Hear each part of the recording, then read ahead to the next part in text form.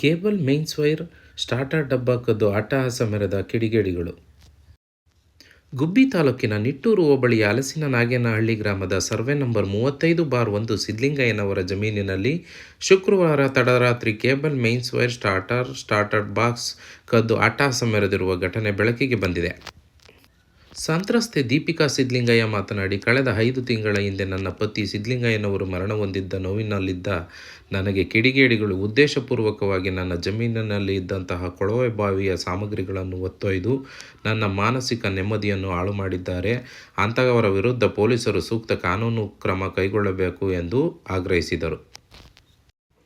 ದೀಪಿಕಾ ಸಹೋದರ ಮಧುಸೂದನ್ ಮಾತನಾಡಿ, ನನ್ನ ಮಾವ ಮರಣ ಹೊಂದಿ 5 ತಿಂಗಳು ಕಳೆದಿದ್ದು, ನನ್ನ ತಂಗಿ ಹಾಗೂ 3 ವರ್ಷದ ಮಗು ಮನೆಯಲ್ಲಿ ಇದ್ದು, ಇದನ್ನು ಅರಿತ ಕೆಲ ಕಿಡಿಗೇಡಿಗಳು ಸುಮಾರು 1,000 metre mains wire, cable, starter ಡಬ್ಬ ಕಳವು ಮಾಡಿ ಅಟ್ಟಹಾಸ ಮೆರೆದಿದ್ದಾರೆ. ಇಂತಹ ಕಿಡಿಗೇಡಿಗಳಿಗೆ ಕೂಡಲೇ ಪೊಲೀಸರು ಬಂಧಿಸಿ ಸೂಕ್ತ ಕಾನೂನು ಕ್ರಮ ಕೈಗೊಳ್ಳಬೇಕು ಎಂದು ತಿಳಿಸಿದರು.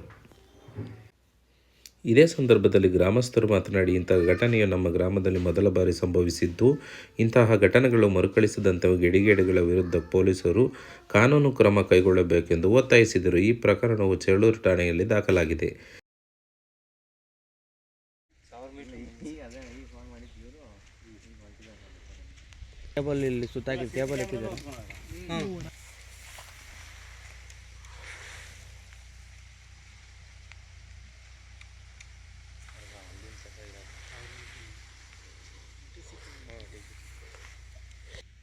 ಡಬ್ಬನೇ ಎತ್ತಿದ್ದಾರೆ.